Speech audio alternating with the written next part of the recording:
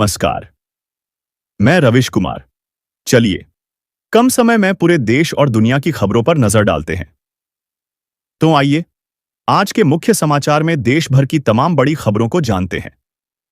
मैं आपसे हाथ जोड़कर विनती करता हूं कि इस वीडियो को अंत तक देखें और हमें समर्थन करने के लिए हमारे चैनल को सब्सक्राइब करें। और आप हमारा वीडियो कहां से देख रहे हैं, कृपया कमेंट बॉक्स में जरूर बताएं। बीएमसी चुनाव के लिए बीजेपी और शिवसेना शिंदे गुट में सीट शेयरिंग का ऐलान हो गया है। बीजेपी बीएमसी में 137 सीटों पर चुनाव लड़ेगी, जबकि शिंदे गुट 90 सीटों पर कैंडिडेट उतारेगा। इस सीट बंटवारे से बीजेपी ने एक तीर से कई शिकार किए हैं। बांग्लादेश की पूर्व प्रधानमंत्री और बीएनपी की प्रमुख नेता खालिदा जिया का निधन हो गया।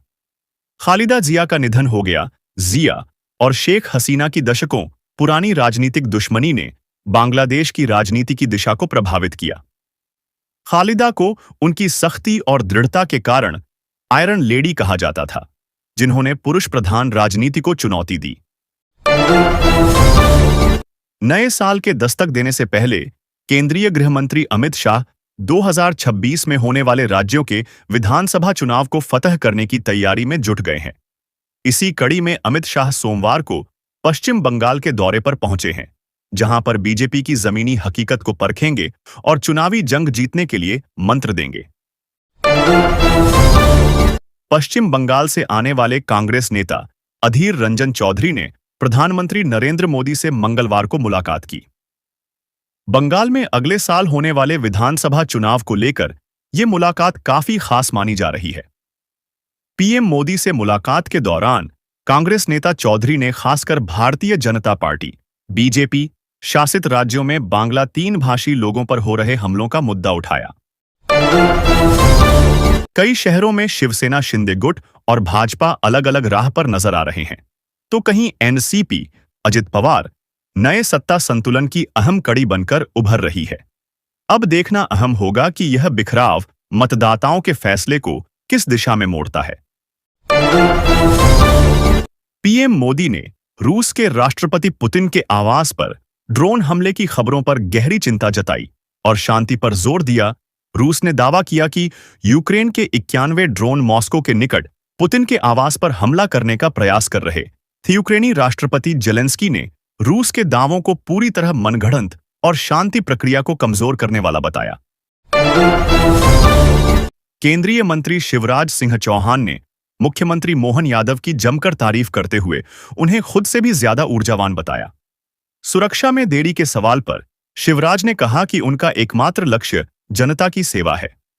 साथ ही उन्होंने मनरेगा की जगह आई नई जी राम जी योजना के फायदे और विपक्ष के अंध विरोध पर अपनी बात रखी। मनरेगा योजना का नाम बदलकर विकसित भारत गारंटी रोजगार आजीविका मिशन ग्रामीण किए जाने के विरोध में पूर्व मुख्यमंत्री दिग्विजय सिंह पदयात्रा निकालेंगे। इस यात्रा की शुरुआत 5 जनवरी को केंद्रीय कृषि मंत्री शिवराज सिंह चौहान का गृह जिले सीहोर से होगी। बिहार में कांग्रेस के वरिष्ठ नेता शकील अहमद खान ने राजद आरजेडी के साथ गठबंधन को नुकसानदायक बताया। दिल्ली में हुई बैठक के बाद कांग्रेस नेताओं ने आलाकमान को बताया कि गठबंधन के कारण वोट बैंक और संगठन दोनों प्रभावित हो रहे हैं।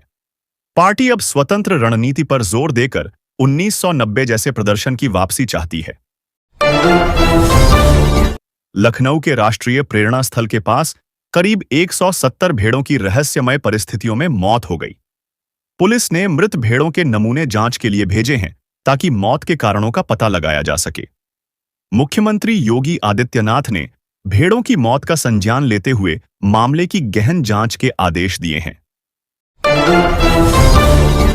यूपी बीजेपी अध्यक्ष पंकज चौधरी के कार्यकाल में जाति आधारित विधायकों की बैठक राजनीतिक संदेश देती है। ब्राह्मण विधायकों की हालिया बैठक को एसआईआर मामले से जोड़ा गया है, लेकिन इसका राजनीतिक महत्व भी काफी है। प्रदेश बीजेपी के वरिष्ठ नेताओं ने जाति आधारित बैठकों को पार्टी हित में नकारात्मक बताया और चेतावनी दी।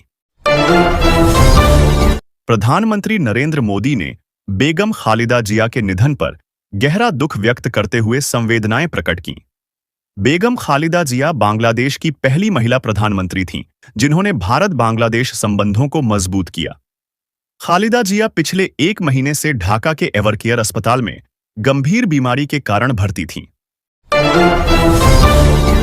पश्चिम बंगाल की मुख्यमंत्री ममता बनर्जी बांकुड़ा में आयोजित रैली में एसआईआर को लेकर बड़ा आरोप लगाया।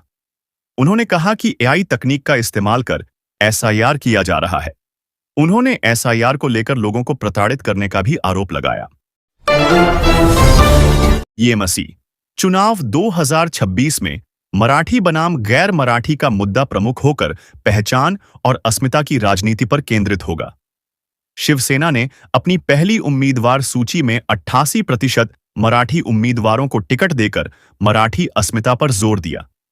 भाजपा ने पहली सूची में 70% मराठी उम्मीदवारों को जगह देकर मराठी और हिंदी भाषी वोटरों के बीच संतुलन बनाया। अमित शाह ने ममता बनर्जी के नेतृत्व में पश्चिम बंगाल में भय और भ्रष्टाचार की स्थिति बनी रहने का आरोप लगाया है।